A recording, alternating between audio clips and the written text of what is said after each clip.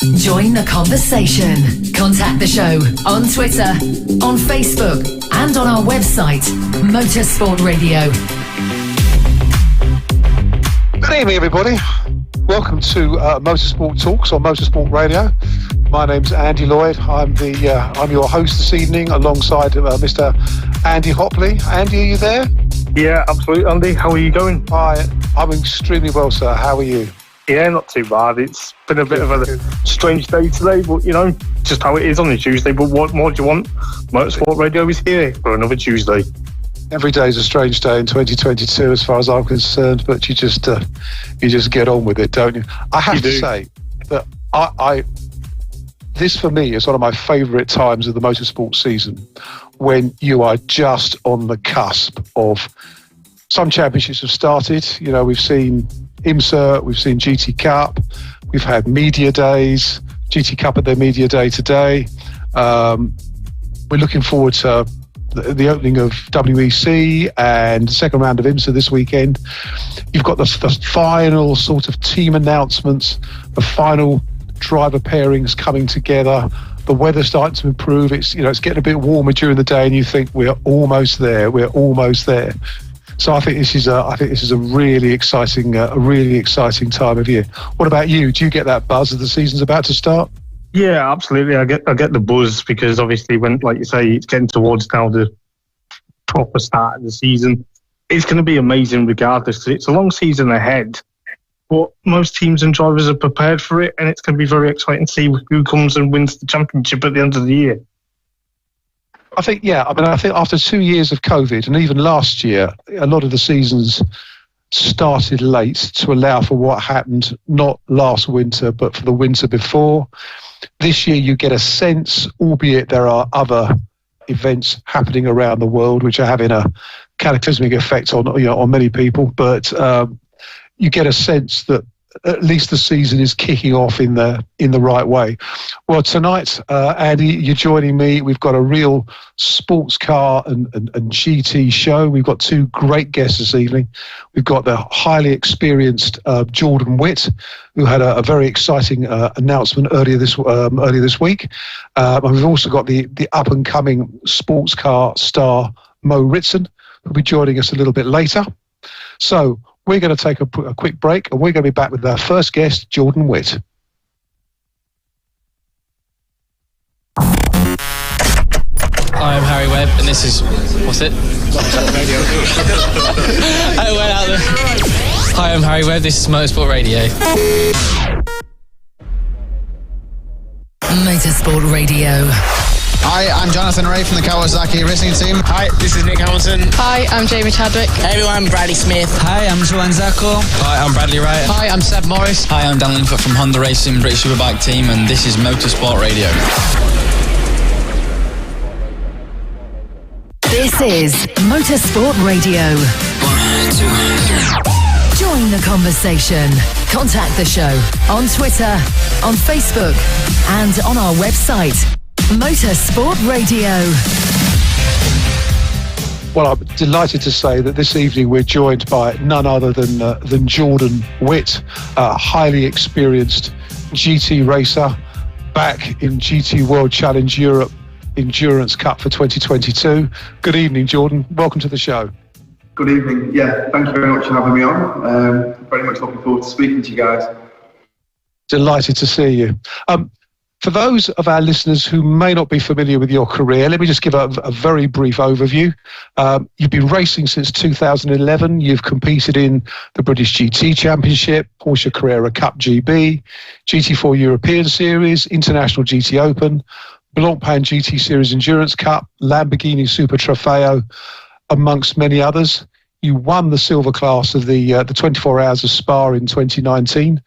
Driving the Barwell Motorsport Lamborghini alongside Sandy Mitchell and James Poole. You competed in the 2020 British GT Championship in the debut season for 2Cs Motorsport, driving the McLaren 720S with Jack Mitchell.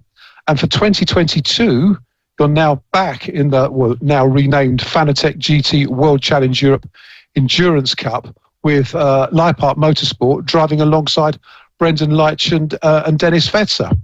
So you must be very excited about the new season, aren't you, Jordan? Yeah, for sure. The deal came off quite late, to be honest with you, but yeah, the things that were meant to be have happened, and now we're just going to look forward to the season. We're going to push on as much as we can. I've enjoyed spending time today with 2 teammates. We've bonded well. We've been out in the car. We've got the car, somewhere in the window. So we're fairly confident in the season going forward. Brilliant. Now, for some of our listeners who may not be as familiar with GT World Challenge Europe, the Endurance Cup is a subset, if you will, of the series, consisting of 5 rounds at Imola, Paul Ricard, Spa, Hockenheim and Barcelona, with varying race lengths of 3, 6 and 24 hours. When you look at those circuits, which of those circuits do you most enjoy, Jordan? For me, it has to be Spa. Obviously, taking the 24 hours of Spa win with Barwell, it's one of my fondest memories from racing. So for me, it's always going to be Spa. That'll always have a place in my heart. But I'm looking forward to going to Hockenheim. I've always drive well there. It just so happens that every racetrack we go to this season, I'm fairly strong on a personal level of racing. So yeah, I'm just pleased this year they've changed Magna Course for Hockenheim, which is quite lucky for me. So yeah, I'm quite pleased with everything, to be honest with you. Fantastic. You're racing with Lippert Motorsport. Have I got the pronunciation of that right? Is it Lippert or Lippert? Yes, it is. Yes, it is. Yeah, you've got that correct. It's Lippert, is it? Yes, it is. Yeah. Okay, yeah. Now you've raced with that team before in Lamborghini Super Trofeo back in 2019. How much, as a professional racing driver, how much does that familiarity with the team help in getting your car and your teammates up on the pace? Yeah, for me today it was like walking back into a family home, if that makes sense. Everybody welcomed me, everyone was so glad to see me. I all new faces. It just makes it so much easier that you can just click and bond and you sort of carry on from where you were. It feels like yesterday, it doesn't feel like 2019. So yeah, everybody just gets on, and yeah, it's just so good to be back with them. Excellent. You've driven the Lamborghini in both Super Trofeo and GT3 spec with Barwell and Lippert. And the Huracan has seen great success in sports car racing in the hands of many, many teams. What is it about the Lamborghini Huracan that makes it such a competitive and winning car? Because we've seen it over the last few years do some incredible things in the hands of Andrea Caldarelli and some of the Lamborghini factory drivers, and of course yourself and your teammates at Spa. What is it that makes that car so good? For me, it's the base chassis. I think that straight away from the factory, they've got that absolutely correct. No guesswork goes into that. It's, every car that comes off their production line is perfect. Even with a base setup on the car, you can be there or thereabouts. So it's just the chassis and the way that Lamborghini run their program is just immense. Yeah, you're racing alongside Brendan. Now, he's been with the team since 2019. Did your paths cross when you were racing Super Trofeo with them back then? They didn't actually, because he missed the round that I drove at Nürburgring. So I think maybe I was filling in, but I'm not too sure. But yeah, I passed in across, so not racing against each other. Sure. He's definitely a really strong teammate to have alongside me. So you've got Brendan and Dennis. When you, as a very experienced driver, come into a team with drivers who are still, to an extent, learning their craft, how do you go about establishing a working relationship with drivers quickly and effectively and make you competitive? For me, I just try and offer the best advice from my experience possible. And then, they give me the trial and error run. Like today, we've done some things today that, people weren't too sure it's going to work on the car, but they did. It sounds wrong, but it's the way you make the Lamborghini go fast. You have to set it up a little bit differently. So I think, when I first started out, I always respected the experience and I always took their lead because I felt that was why they were in the team. That makes sense. There was always 2 younger guys with an older guy. But now things have switched around and all of a sudden I'm 31 and I'm the old boy of the team. Sure, yeah, it must be sort of quite interesting, sort of becoming the elder statesman, if you like, in a 3-driver lineup. Looking back to 2019 and the 24 hours of Spa that year when you were driving alongside James and Sandy, I remember because I was at Spa that year. It was an extraordinary race week. We had super hot temperatures leading up to the race. I think at one stage it was well over 40 degrees. And then we got to Friday and Saturday and the rain came and there was torrential rain and a very lengthy red flag during the race. When you look back on that race, aside from crossing the finishing line and winning, what are the main memories that you've taken out of that week? So for me, it's just the whole build-up for that week. It's just incredible. Like, the whole parade down to Spa Village and things like that. It's just something that you don't experience anywhere else. But from that race alone, the things I take from it is driving the night in the rain, doing a triple stint out there, and, it was just touch and go. There were so many points during that night stint where I thought, it's gone. The car's going into barriers, but somehow, I saved it. We carried on. James and Sandy did an absolutely incredible job when they were in the car as well. So I think as a team, we just bonded so well, and we just brought the pace together and we just pushed each other along. So yeah, it was a great week. So the red flag, as I recall, it was sort of in the early morning, wasn't it? Through to about 9 o'clock in the morning. Was that right? Yeah, it was. Yeah, I think I had just got out the car at around about 5 a.m. So I'd just done the graveyard shift, as it would be. And I was probably saying on the team radio a good 2 hours beforehand that the race needed to be stopped. There was cars going everywhere. There was I couldn't even go down straights properly. I couldn't see anywhere where we were going. It was just, but it's one of them life experiences that I'm glad to have had. But when the race was red flagged, did race control tell you how long it was going to be? I mean, was the team sort of waiting for a call any second to jump back into the car and go again, or were you told how long it was going to be? So they said to us they'd let us know every 30 minutes. So for us as drivers trying to get some sleep, it's quite hard when you're away from the track and you have to set your alarm every 30 minutes to be woken up to whether you needed to go back or not. So yeah, it was a very different experience. Yeah, that was an incredible week, and I sincerely hope I'm back at Spa again this year. In 2021, you raced in the GT European Series with David Fairbrother in the Lamborghini, as I recall. Not huge grids in that series, but great racing and the chance to see some incredible cars out on the circuit. How do you see that series developing in Europe?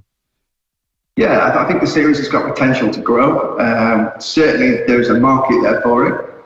I think it suits different kind of drivers that don't want the high pressure of being a GT World Challenge.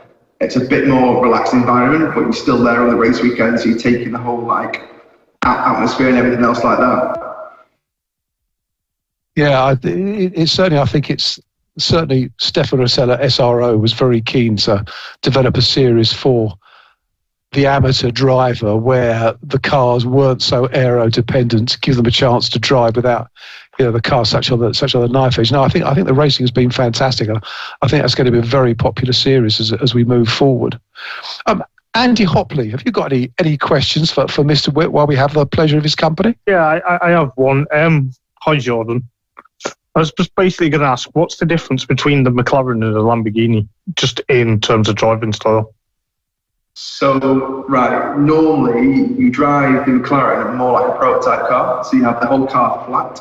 You try not to put too much pitch in the car, whereas in the Lamborghini you want all the weight on the nose, so it gives you loads of rotation on entrance to the corner and mid-corner. Okay. That's pretty decent. One final question from me, Jordan. GT World Challenge Europe visits the UK in May, but that's going to be for a sprint meeting, not an Endurance Cup meeting. So we won't see you there. But where else can we look forward to seeing you on UK circuits this year? There's always drives going around. Hopefully, there might be something at Silverstone 500, something like that. So yeah, we'll just go try and see what's around, and then we'll just push on from there. Brilliant. Well, we wish you all the very best of luck for this year's Endurance Cup. I'm sure it's going to be a very successful season for you. Thank you for joining us on Motorsport Radio, and I hope to see you at a circuit at some stage in 2022. Yes, thank you very much. Thanks a lot, Jordan. Bye for now. Guys. Motorsport Radio. Hi, I'm Jonathan Ray from the Kawasaki Racing Team. Hi, this is Nick Hamilton. Hi, I'm Jamie Chadwick. Hey everyone, I'm Bradley Smith. Hi, I'm Joanne Zacco. Hi, I'm Bradley Wright. Hi, I'm Seb Morris. Hi, I'm Dan Linfoot from Honda Racing, British Superbike team, and this is Motorsport Radio. This is Motorsport Radio. 1, 2, 3. Join the conversation. Contact the show on Twitter, on Facebook, and on our website, Motorsport Radio.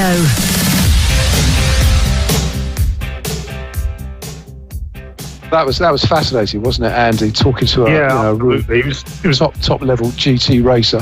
Yeah, it's somewhat fascinating because I said before I came on the air to Leicester that GT racing is something I want to get in. So it's pretty special to find out, like going to Spa in the wet, in the dark as well.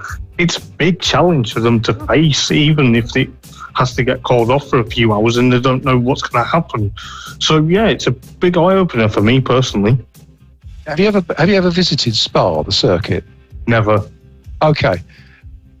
Once in your life, you must visit Spa. I've been there on 2 occasions, but I went in 2019. And I remember driving down to the circuit. Now, this must have been on the Thursday. And I remember driving off the ferry and at 6:30, because that was when we had the heat wave.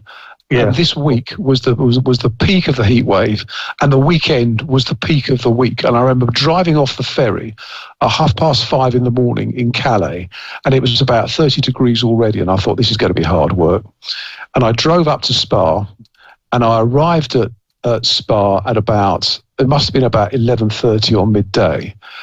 And I have never known heat like it. You know, a Greek island in the middle of August at 2:30 in the afternoon was nothing like Spa. And the heat was just absolutely intense.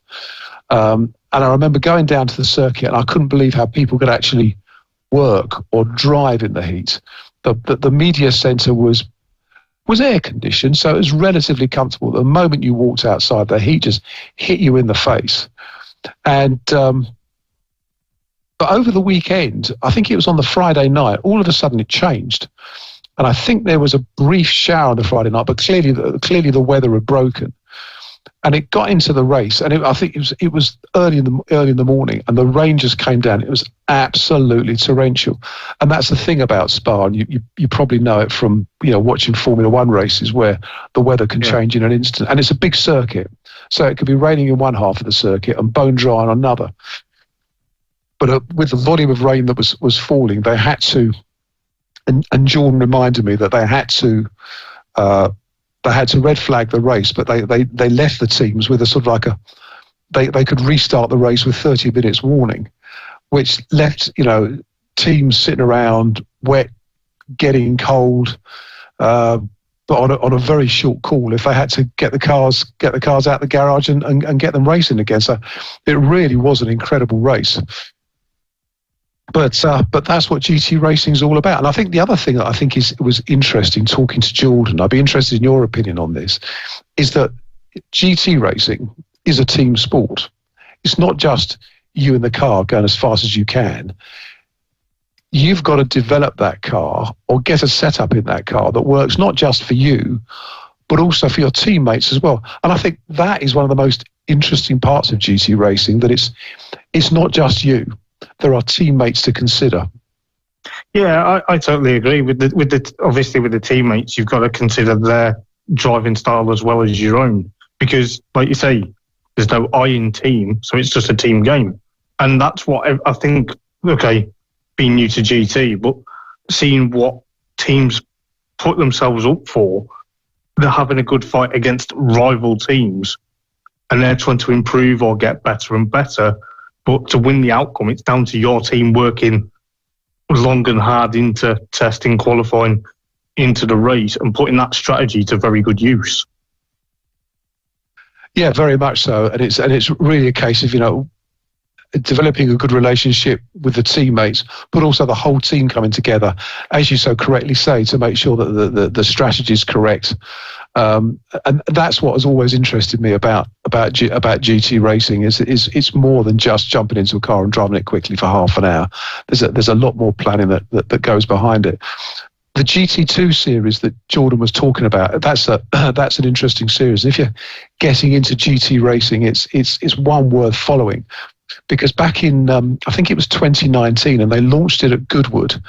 SRO, who organised GT World Challenge, announced they were going to introduce this new class called GT2, which was the cars looked similar to GT3 cars, but effectively they had more mechanical grip. I think it was more power, but less aero. So it made them less twitchy to drive. And it meant that an amateur driver could probably have more fun in it. You know, you could put your foot down without worrying that the car was going to come back and bite you. And Audi launched the GT2 car at Goodwood in 2019, and it looked absolutely spectacular. And SRO have been moving to develop this both in Europe and in America. And in fact, where was it? St. Pete's a couple of weekends ago. They were racing the GT2 class. COVID got in the way, unfortunately, and the grids haven't been as big as they were possibly hoping for. But I do think for the guys who are paying for the racing, you know, the wealthy amateur driver, it's an excellent class. The races are shorter than standard GT3 races. So I think it's going to be that is going to be a very, very good season. Well, we've got another guest joining us in about 10 minutes. But what's been catching your eye, Andy Hopley, over the last few days? Well, obviously, I know we talk about GTs, but into British touring cars, Jack Butel has now signed yet again for Accelerate this season. I think technically it's the right move to have him back there. It's kind of, he's not new to the team because he was obviously racing for them last season. But, you know, jumping back into the car he knows quite well. Okay, it's all going hybrid. But that caught my eye thinking, well, that's another strong lineup. Accelerators have now got Tom Chilton, Tom Ingram, Dan Lloyd, and of course now Jack Butel. To me, I now wonder what's happened to Chris Smiley, because now he's no longer in that team, though. That's what's caught my eye. But, you know, it's going to be interesting to see exactly what's going to happen with that. As you know, touring car racing is not something that I follow as closely as you do. Well, what is it about touring car racing, do you think, that has given it this huge fan base that it does now? Because it's probably, well, I don't think it's probably, it is the most popular domestic motorsport championship in the UK, isn't it? It is, yeah. I think it's to do with, like, obviously it's everyday cars that have been used and going around the track. But I think because of the amount of drivers such as like Jason Plato, Matt Neal, obviously the legends of the sport have been there or still in the championship, even though Matt Neal's ownership of Team Dynamics. You know, Plato's yet to discuss his plans, but obviously the rival with them two have brought loads of fans into loving the sport. And I've been going for near enough now 23 years this year. But I think it's just the pinnacle and how close it is and how exciting and how the cars have evolved into, you know, now from super touring now up to a hybrid sort of boost powered engine. It's now making it more spectacle. I think it's just the fact is the rivalry of certain drivers, the certain things we've seen in the past has brought touring cars to its now pinnacle stage. I don't think this year people are going to dive away from it with it being hybrid. I don't know if I'm wrong, but for me, hybrid's the right step and it's the right way to go. At first I was thinking, I'm not going to like it because the engines aren't going to make a noise, but then they're saying, well, it's still going to make a noise, but it's just a boost, it's just an extra bit of power. So that might bring more spectacle into the championship. Yeah, it's a bit, it was kind of where the ACO took the World Endurance Championship with introducing hybrid power, you know, some years ago, that initially you thought they're electric cars, they won't sound very good. And in fact, to be fair, the cars didn't probably sound as good as they did. However, the boost they got out of the hybrid system made them wickedly fast, and the visual spectacle probably offset some of the possible disappointment that the cars weren't as noisy as they were before. When you look at where touring cars are today, and you look back on the the golden eras back in sort of the 80s and 90s. From your perspective, does the championship still have the visual pull that it had back then? It's kind of 50-50 in my opinion, because now that you've got TCR, okay, TCR's potentially the cheaper alternative to BTCC. But for me, being a fan, like I say, for 23 years, it's still been that spectacle for me because I enjoy going back trackside to watch it. And okay, if I can't go trackside, I'll go sit at home and watch it. But I could be wrong. I could be correct in my own sayings. But Super Touring, and back in the 80s when they had like the RS Cosworths, well, the Sierras, stuff like that. Yeah, it was the pinnacle. It brought fans that were like, oh, this is a car that we never probably thought would be a touring car. But I think, fans need to realise BTCC is what it is. TCR is the cheaper alternative. But I prefer, as it was in Super Touring, as well as now, because it's just still the motorsport I love and breathe. Yeah, sure. I mean, we're certainly going through it. We're in a very interesting time, I think, in motorsport, because there is clearly going to be a drive towards less internal combustion engine sport, more electrification, pushing hybrids. But at the same time, motorsport is a massive industry, globally and certainly in this country.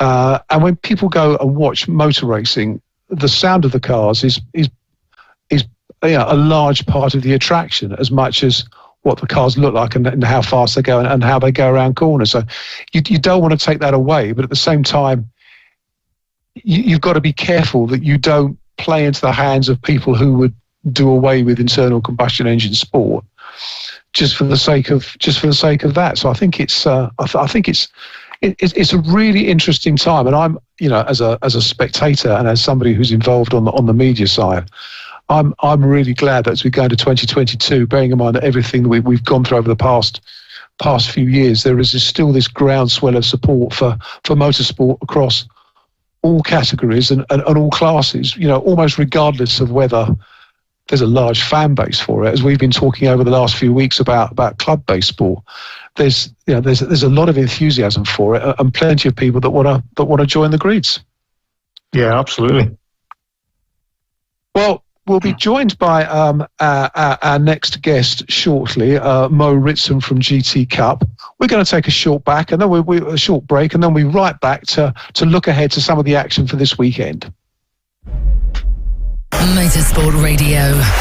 Hi, I'm Jonathan Ray from the Kawasaki Racing Team. Hi, this is Nick Hamilton. Hi, I'm Jamie Chadwick. Hey everyone, I'm Bradley Smith. Hi, I'm Joanne Zacco. Hi, I'm Bradley Wright. Hi, I'm Seb Morris. Hi, I'm Dan Linfoot from Honda Racing, British Superbike team, and this is Motorsport Radio.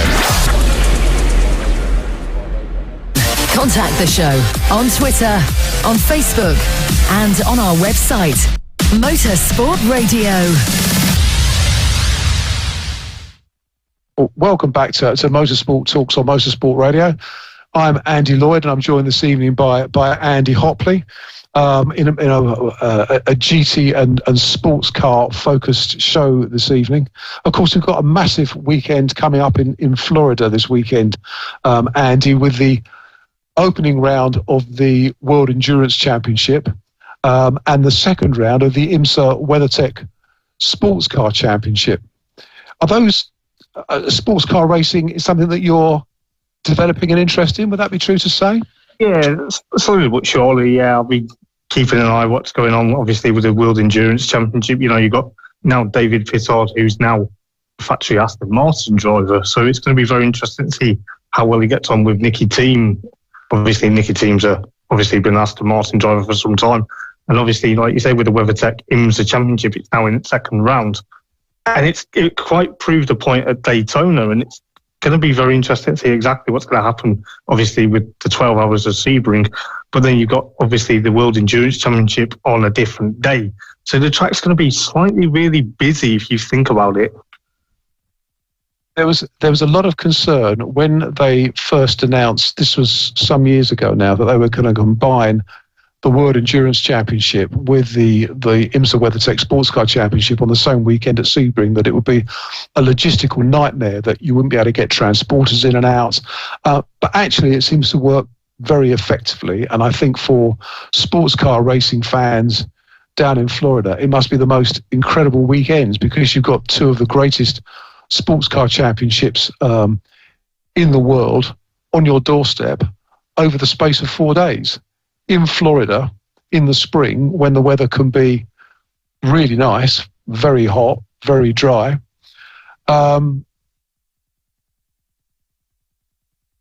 we can also get torrential downpour. So, I think it's... I'll be interested to see what happens this weekend. Of course, we've just come through the process of the ACO announcing the final entry list for the World Endurance Championship, which includes the 24 Hours of Le Mans. So personally, I was delighted to see the Algarve Pro, who would have been running the G Drive effort, on the grid at Sebring. An IMSA driver called Stephen Thomas has stepped in to fund a one-off race for them. So they will be on a racing in the Pro-Am class, so they probably won't be competing for overall honours, but at least it gets Algarve Pro on the grid, it gets James Allen and Rene Binder out on the track racing, two excellent races. So I think it's going to be exciting to see how they're doing. Did you look at any of the times from the prologue at all, from last weekend's trials? No.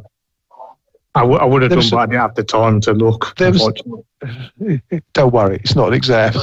No, there was some really interesting things coming out of that. I mean, certainly, Toyota came out. Toyota, I think, weren't showing all their speed. They were quickest in the first session, but not in the other three. But in the LMP2 class, I think that was really interesting. In as much as Team WRT, who won the championship last year, very, very quick, immediately on the pace, sort of 1 and 2 in pretty much every session. So I think that LMP2 class this year is going to be a really, really, really good class. We're going to see some excellent racing. Well, our next guest is here, Mr. Moh Ritson. Moh, can you hear us? Yeah, I can hear you. Moh, hi. Good evening. Welcome to the show. Welcome to Motorsport Radio. Thank you very much. Thank you for having me on. I appreciate it. No, it's really, really good to see you. I remember speaking to you in an interview at the start of last year. But for those of our listeners who aren't familiar with you, a recap of your career. You started racing, I think, just over 4 years ago now in the Junior Saloon Championship, and you completed your first full season in GT Cup last year, finishing second in the GTH or the GT4 category. You've yet to announce your 2022 plans, and we're not going to put you on the spot this evening, but welcome to the show. And first of all, many congratulations on last season, second in the GTH category, which to our listeners who aren't familiar with the structure of GT Cup, that's GT4, isn't it? Yeah, that's right. Yeah, all runs to GT4 spec, all to homologation, everything like that. So it's competitive. And GT Cup, I was looking back on it today. That was an incredibly busy season for you, wasn't it? That was what, over 20 races? Yeah, I think we were 24, 25 races over 8 race weekends or something around there. So yeah, it was busy, enjoyable. But you got plenty of track time, and you got to understand your competitors really well, which was great. Yeah, really good. And we're hoping that whatever my plans will be for this year, we can keep that momentum up and hopefully get the same successes this year. So when that season was over, how did you feel? kind of just ready to go again for the next year, to be honest, working out, what the future would look like. There was a lot of time of reflection, just improving my skills off the track, the data side of things, fitness, simulator, all those, the little bits that add up, the little 1%. It was a bit of almost like a shock to the system after a full season of racing to have, no racing at all. But no, it's kind of, over the winter I've kept busy and just built up the kind of the excitement to go racing again this year. Talking of that, what were the main learning points that you took out of last season that you're going to build on this year, would you say? I think that there's loads, but I think, the main ones for me is the kind of the part that comes with the experience, so the on-track stuff with, in terms of on-track maturity and just general knowledge of being a racing driver, racecraft. But I think a lot of it is the kind of the team side of things. I've never been in a team like Paddock Motorsport that's such a big, it's a big organisation, but you still feel like everyone on a personal level. So I think it's very hard to put a finger on the few lessons that I'll learn. I think a lot of it's probably subconscious as well, but I think it's just general confidence that I'll hopefully carry into this season, and just hopefully just build on the kind of the platform we built last year. Sure, because you joined Paddock Motorsport for 2021, which is Kelvin Fletcher at that stage was Kelvin Fletcher and Martin Plowman's newly formed team for that season. What was the atmosphere like? Because that must have been an incredibly challenging and stressful year for everybody on the team, wasn't it? Being new to the grid. Yeah, I think it had its stresses, like every new business venture does, and every new race team will. I'm sure they've all endured the same challenges that come along with with that kind of mountain to climb, really. But no, I think we met Martin and Kelvin at a very cold Snetterton back in 2020, and after a few conversations with them, we knew after just not that long of knowing them that they were the people we wanted to race with. We got the kind of the family aspect going, which is extremely valuable to myself. And then when we met the team as well, there was a lot of them who shared the same goals as me and the same vision to kind of progress together. And it's all about Paddock have this same view as I do, that it's all about the journey. I think we instantly knew after a few weeks that there was a mutual outlook on the world of racing, which is part of the reason that we decided to go with them. I think generally the atmosphere was great. Everyone was really positive. Everyone's there to learn and improve and help each other. We're ultimately there to win, like every successful racing team and racing driver is. I love racing with them. I'll get up as early as I need to on the morning to be at the racetrack with them because it's you give them respect, they give you respect. It's just how it works. So yeah, really good team to be with. Fantastic. Because your teammate last year was Tom Rawlings, and you'd never raced with him prior to the season. In fact, I think you only met just ahead of the first race, wasn't it? Yeah, literally the test day before the race weekend. Yeah. So as a sports car driver with a teammate to consider, how did you go about establishing a good working and competitive relationship? I think it was it was a case of both of us sitting down together on the first race weekend and just almost working out our strengths and weaknesses and what we want to improve on as drivers and as people in general. And we found it great. We're both two drivers wanting to make a career out of this. We're both competitive, and we were both there for the same reason, that we love racing and we want to win. So there's always going to be that competitive aspect to it, which was great. Because there'd be a session where maybe Tom had the pace on me a little bit, but then I would have the pace on him the next session. So there was this rolling kind of competitiveness, but it was positive, and we were always building off each other. It was one of those things and we developed together throughout the year. We both closed the gap to the pro drivers, in terms of pace throughout the year. And I don't think I would have got the pace that I developed without having Tom as a teammate to kind of help me, help push me. And I'd like to think he felt the same way. So it was a good, it was a new pairing for me. I've not paired with another kind of, what we would call a pro driver, or a silver driver in this sense. But to have that pairing, I got a lot of value out of it, in terms of my experience. And yeah, there's so many positives to it, really. And, I'm just hoping whatever we do this year, we can kind of, build off the lessons that we learned last year working with Tom. Fantastic. I mean, when you look back on that season, there must have been so many high points for you. I mean, you took, was it 2 class wins over the course of the season? Yeah. Yeah, so we had 2 class wins, and I believe the car got 11 podiums, but don't quote me on that. I think it probably did. But when you look back, what are the really special memories that you've taken away from 2021? Oh, it's a tough one, but I think the main one for me was Alton Park, first week of July last year.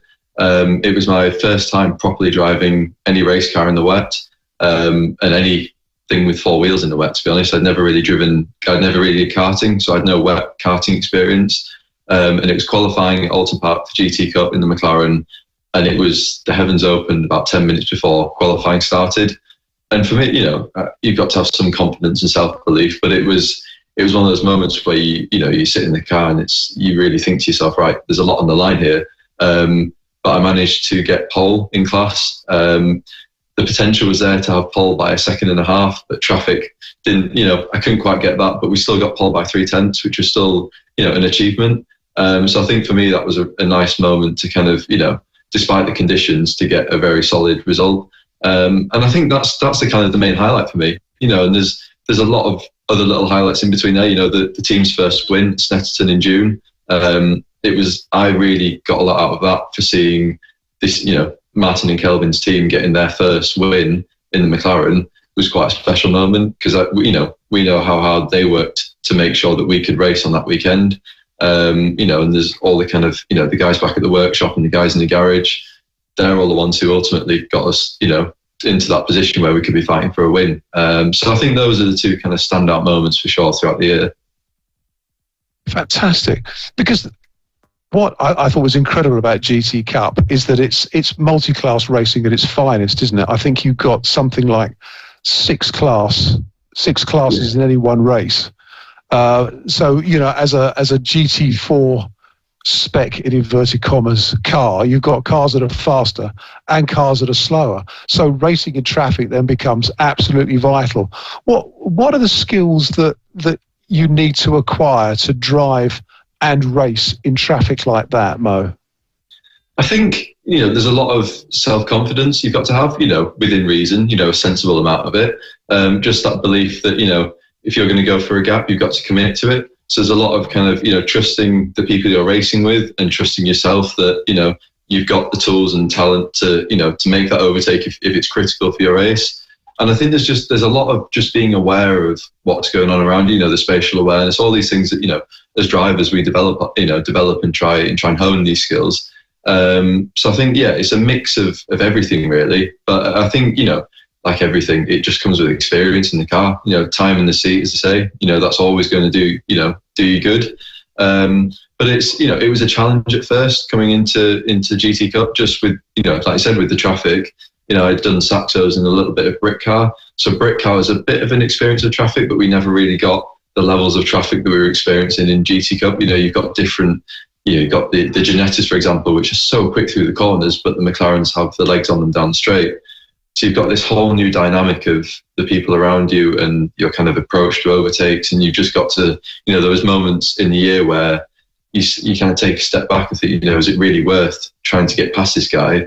Or am I better off just sitting behind him and trying to get him in the pit stops, for example? So there's a lot of team tactics and, having your head screwed on to just think, it's not going to be won or lost in that one corner. You've got to think of the big game, the bigger picture, which, again, it comes back to, it was a whole new experience for me with that. I'd never really experienced having to kind of, not just go for an overtake because the gap's there. You sometimes have to just, like I said, let everything slow down, take a deep breath and just think about what you're going to do next. Sure. And of course you had in the GT3 class was Team ABBA with Richard and Sam Neary. And I should think seeing a black and green Mercedes come screaming up behind you is test you as a driver, I should think. It's quite daunting. Yeah, especially when they start flashing the lights, you're like, yeah, that's those boys. But I think, as things are looking for this year, if we're in some multi-class racing, it's, hopefully, I don't mind having the traffic around me, because the way I see it is it's more experience. If I can be better prepared, in the future, further down my career, if I can be the better prepared driver who understands these situations, I'd like to think it'll come into an advantage at some point. So yeah, it is daunting. It has its moments where it catches you off guard a little bit.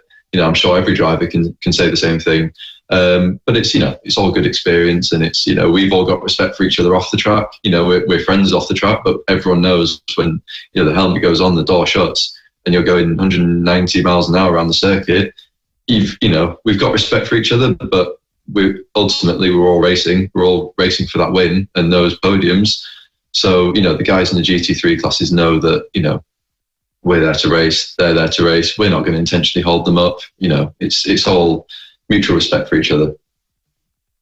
And the McLaren 570S GT4 was new to you last year. Obviously, it was your first season, but you adapted to it very quickly and very well. From the experience that you've got now, what is it about the McLaren that makes it such a great and competitive sports car? Because that competes on world stages everywhere, and it's always competitive. What is it about that car that makes it so good? I think, it comes back to the team as well. The team have got to understand it. We've got people who understand that car inside out, because it is a unique car. It's got its quirks. And if you understand them as both an engineer and as a driver, you can kind of play to its strengths. It's got strengths and weaknesses like every car does. But I think, it's one of those cars where you can jump in and it's confidence inspiring. You can trust that it will do what you want it to do, which is great. And that's credit to Paddock Motorsport again for kind of giving us a setup that was quick, but both, trustworthy. We could trust that it will stick and it's not going to try eat us up.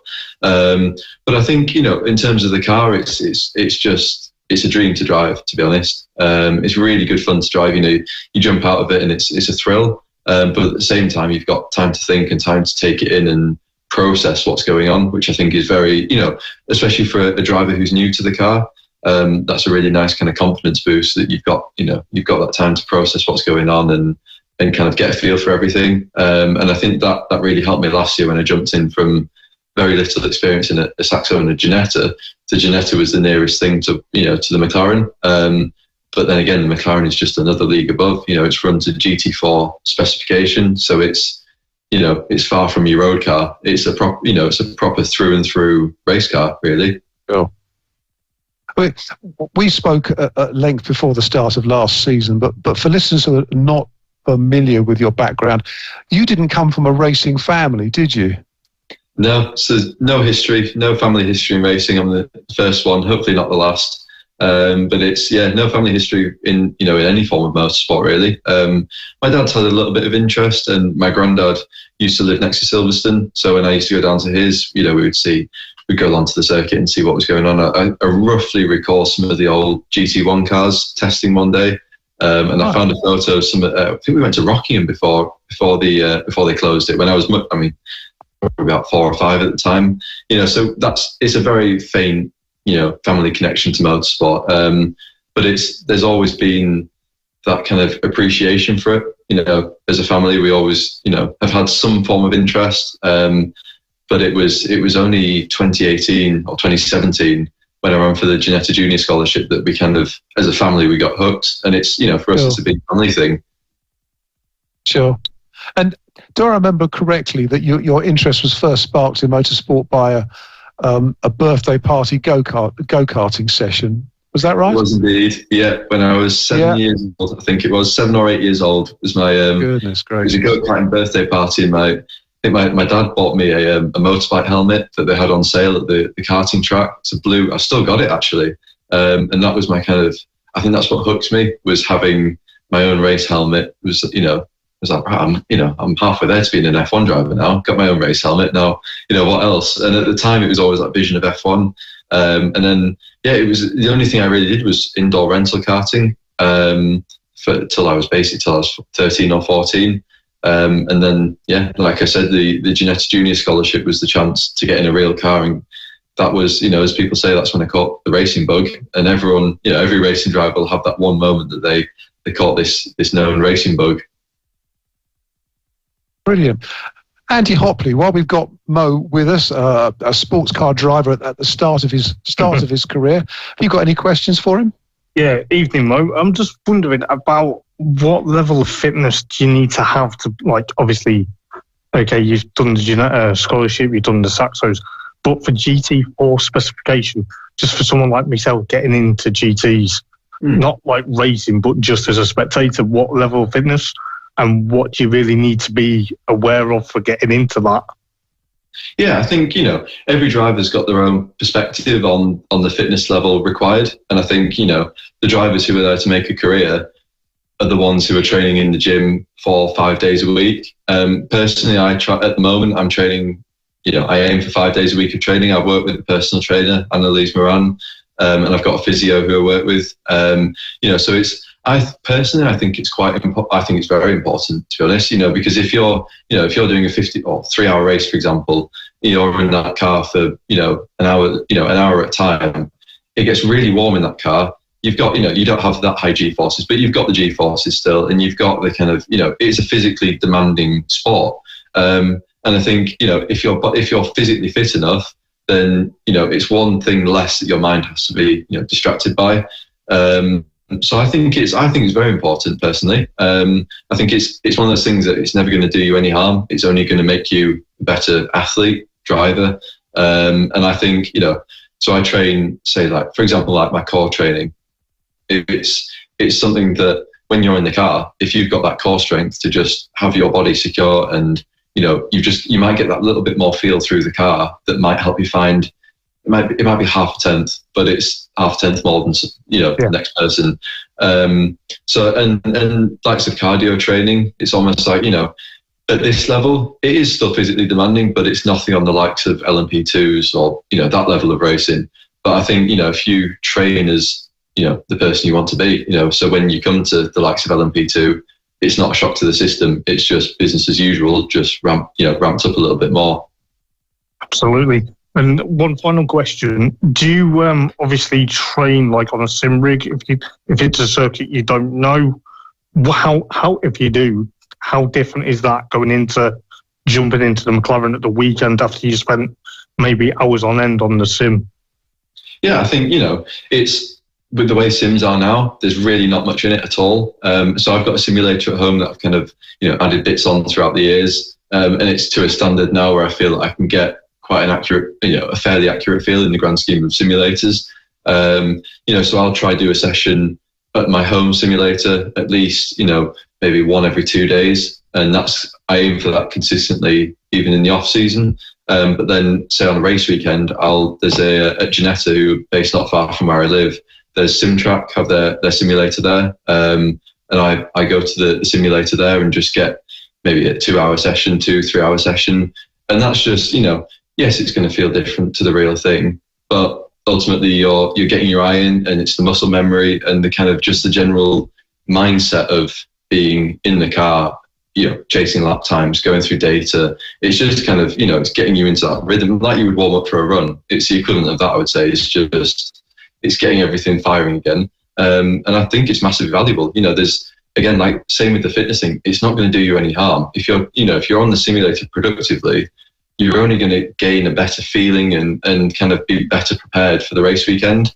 So yeah, there's a lot of training that goes on, and I work with, I race with a sim team in the off season most of the time. So back in lockdown, we came third at Le Mans, and I think we won 24 hours of Daytona. So we've done all these, the endurance races, and for me, it was quite a big, took it quite seriously. I was a team, we took it seriously. We were doing fuel numbers, strategy, all these sort of things. And it's, again, it's just making, I'm doing it so I can be a better prepared racing driver at the end of the day. So in response to your question, I think it's quite important, and I personally take it quite seriously and put the time in because it's only going to do you good. Yeah, spot on. Well, I know you can't give anything away before an official announcement, but are your sights still firmly set on Le Mans? Is that where the ultimate goal is going to be for you, Moh? Well and truly. And I kind of, the plans for this year, they have been set in stone now. We're ready to go, but it's, in the next few weeks, we'll hopefully announce it. But yeah, the goal is still ultimately Le Mans and Rolex 24-hour Daytona. They're the two races. I'm a big IMSA and, the American side of sports car racing. I love following it. So as much of a fan as well as, a driver, it's a dream to go race over there at some point as well. So I think, you get a lot of drivers who say they just want to go to Le Mans. But I think there's some, in the world of motorsport we live in now, there's so much more out there. So for me, kind of, the goal for me now is to sustain a career as a racing driver and to be, known as a successful, well-respected racing driver. Basically just, build a solid name in the sport and hopefully do some good for the sport. If I can bring something back to the sport, even if it's after my career is done, that's where I see the value for me. But at the same time, I would like to do that via Le Mans. It would be nice. So yeah, the goal is definitely still set there. It's interesting, isn't it? Because the sports car scene in America is so huge that as a professional driver, you could probably make a very good living, I should think, just racing on American tracks. But there's still that allure and that pull of the European circuits of Spa and Monza, Imola and Le Mans, obviously, that you don't want to go too far away from that, do you? Exactly. Yeah, they're on your doorstep, so it's kind of rude not to make most of them at some point. Well, Mo, thank you very much for your time this evening. I think the racing world really sat up and took notice of yourself and Tom last year. Wherever your plans take you this year, we wish you all the very best of luck, and I certainly look forward to crossing paths with you in the paddock at some stage over the course of the next few months. But for now, Moh Ritson, thank you very much indeed. Thank you very much. Really appreciate you having me on. Great to chat to you both. Thanks a lot. Join the conversation. Contact the show on Twitter, on Facebook, and on our website, Motorsport Radio.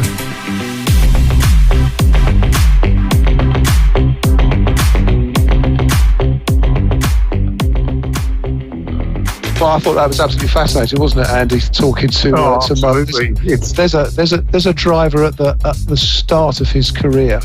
Yeah.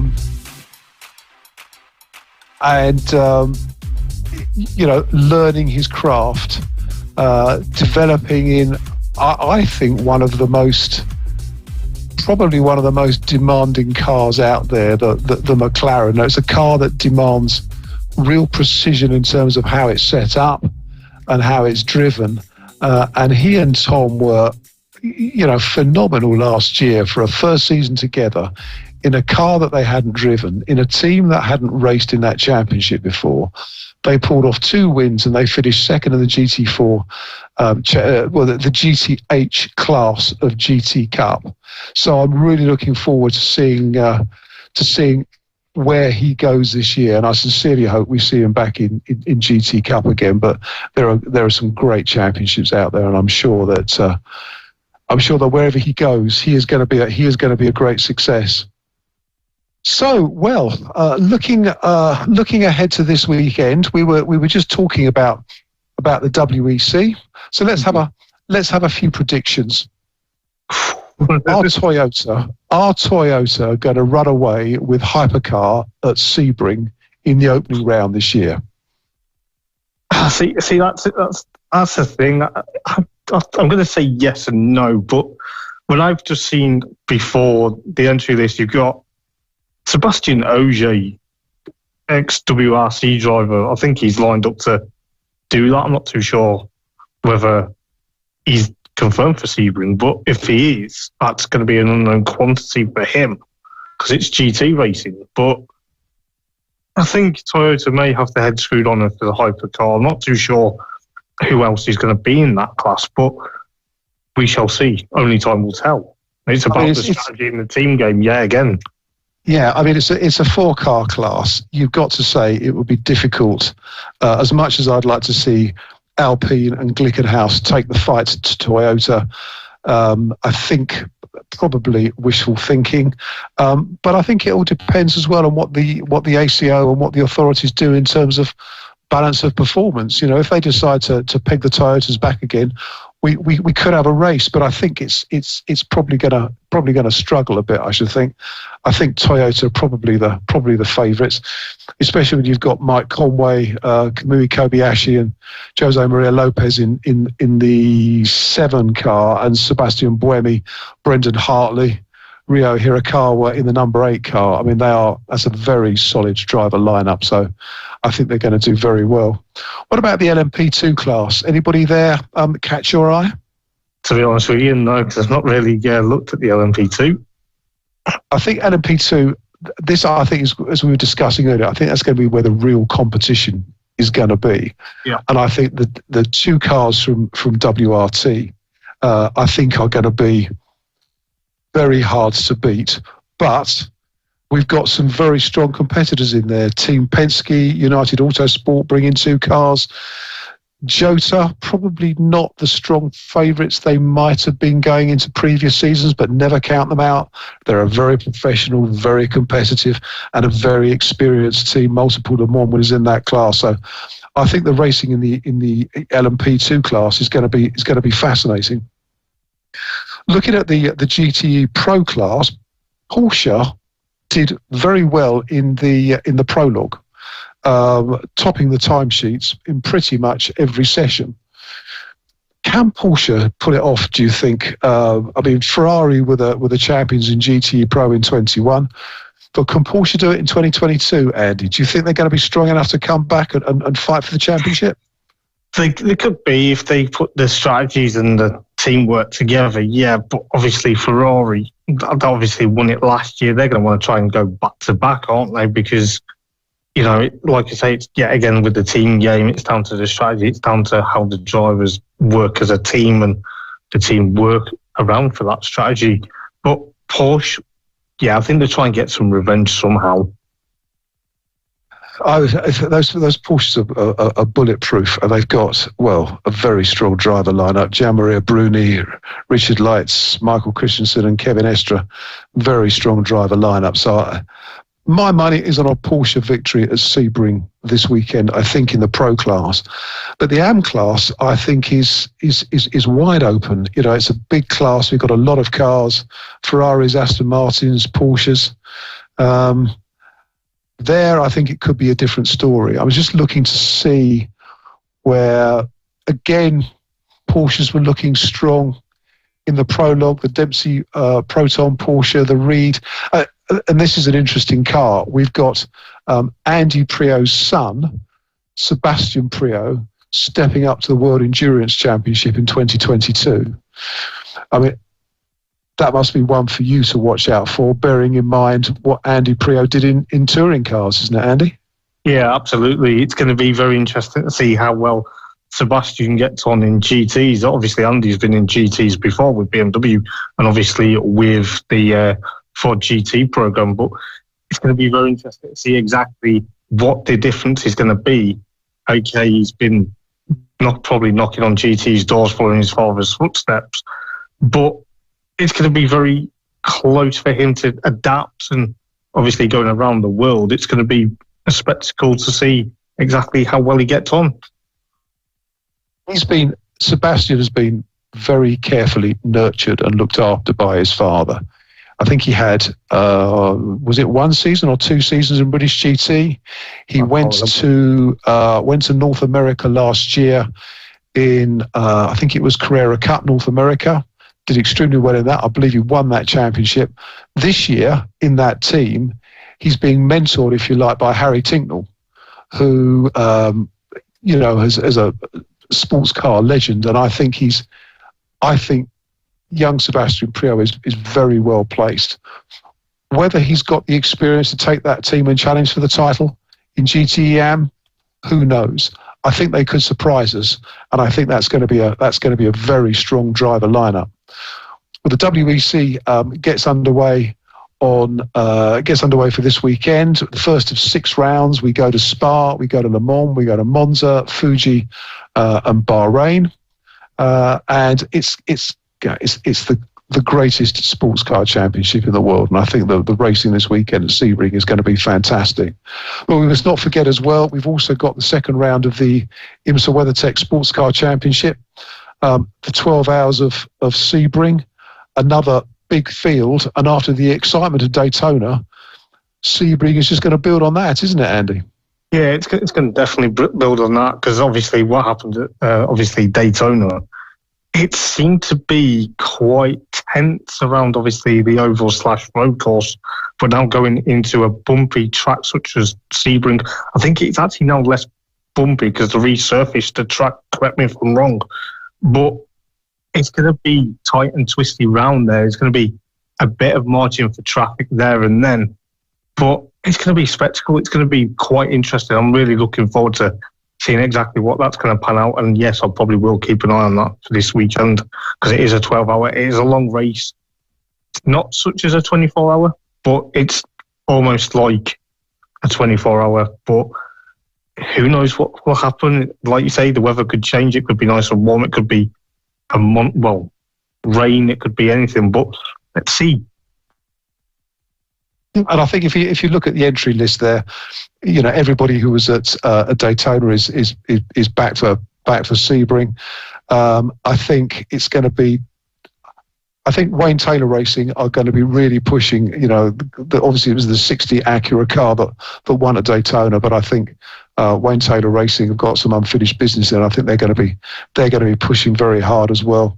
It's a big grid. Again, we're going to see the GTDs or the GT3 cars, the GTD Pro and the GTD class, where we saw some excellent racing in Daytona.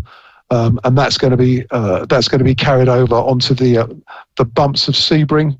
I was watching some racing from Sebring a couple of weeks ago, and they were commenting on the fact that there's been some resurfacing in different parts of that circuit, which gives varying grip levels around the circuit. So it's certainly going to be a challenge for the drivers, and a very busy weekend for that circuit. Well, I think that about wraps it up for us this week on Motorsport Talks. It's been great talking to Jordan Witt, who will be racing in the GT World Challenge Europe Endurance Cup this year, and Moh Ritson, who had a very successful 2021, and we're very much looking forward to hearing what his plans are for 22. We've got a big weekend of sports car and GT racing coming up in Florida. We're going to be back next week with all the thoughts and comments from a busy weekend of racing.